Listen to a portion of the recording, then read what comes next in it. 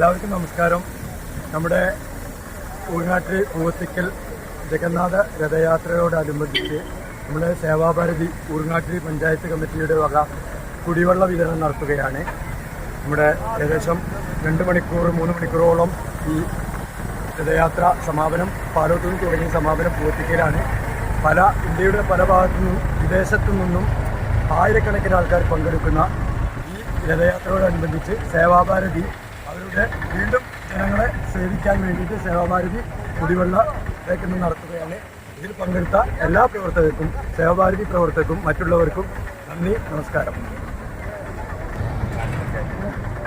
Urangattiri